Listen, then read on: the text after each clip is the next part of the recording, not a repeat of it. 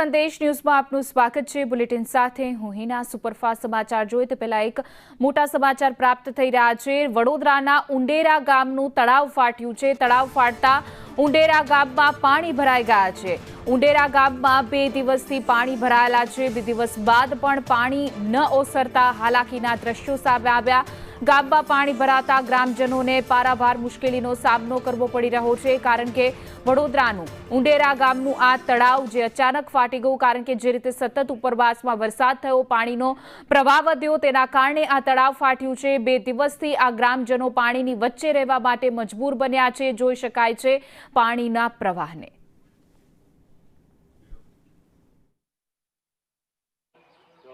બે દિવસ પહેલા વડોદરાના બાજવા અને ઉંડેરામાં વરસાદ ખાબક્યો હતો અને હાલ અહીંયા પરિસ્થિતિ એવી છે, ઉંડેરામાં જે તળાવ ઓવરફ્લો થયું છે, તળાવ ફાટ્યું જ કહેવાય, એ તળાવના જે પાણી છે તે આસપાસના વિસ્તારોમાં અહીંયા ફરી વળ્યા છે। ઘૂંટણસમાં પાણી અહીંયા ભરાયા છે।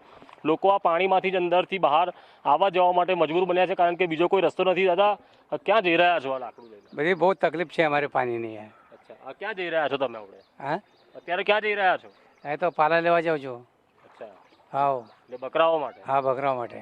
અચ્છા, તો આટલું જ પાણી ભરાયું છે બધે? તમે અંદર જઈને જો તો ખરા।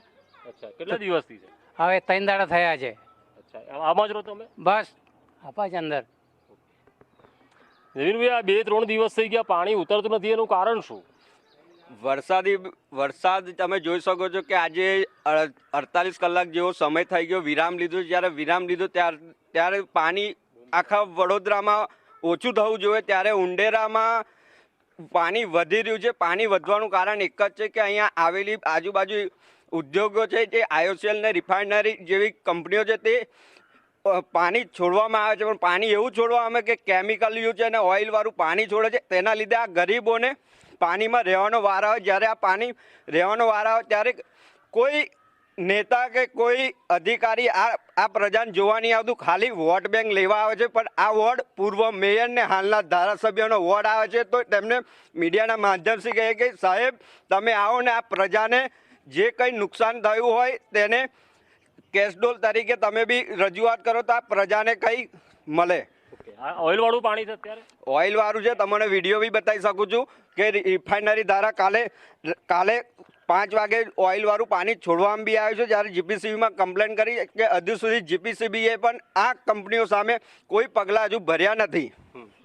તમે પણ અંદર જ રહો છો? હા, હું અંદર જ રહું છું। આ 2 દિવસથી પાણી આટલું ભરાયેલું છે? હા, 2 દિવસથી ભરાયું છે, નીકળતું નથી પાણી।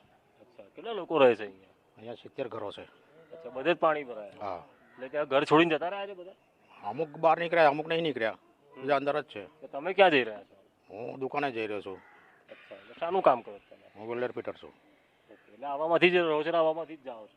આવવાનું જવાનું, પણ હવે શું છે કે કામ બંધ છે મારું, એટલે હું ઘરે છું, તો થોડું ઘણું લઈ આવું। લોકોના ઘરોમાં પણ પાણી ઘૂસી ગયા હતા। પાણી હાલ અહીંયા ઓસર્યા છે, તેમ છતાં પણ હજુ ઘૂંટણસમાં પાણી આ વિસ્તારમાં ભરાયેલા છે। લોકોએ કેવી રીતે બહાર જવું તે એક સમસ્યા છે। ત્યારે અહીંયા સ્થાનિક નેતાઓ પણ નથી જોવા આવ્યા, તેઓ અહીંના સ્થાનિકો કહી રહ્યા છે। ત્યારે ઉંડેરા ગામમાં જે તળાવ ઓવરફ્લો થયું આસપાસના ગામોમાં ફરી વળ્યું, ત્યારે હજુ પણ આ પાણી ન ઓસરતા આસપાસના લોકો સવાલ કરી રહ્યા છે કે શું તેઓ સ્માર્ટ સિટી વડોદરામાં રહે છે કે પછી અન્ય કોઈ ગ્રામ્ય વિસ્તારમાં રહે છે। કેમેરા પર્સન નિકેશ વાળંદ સાથે કુણાલ શર્મા, સંદેશ ન્યૂઝ, વડોદરા।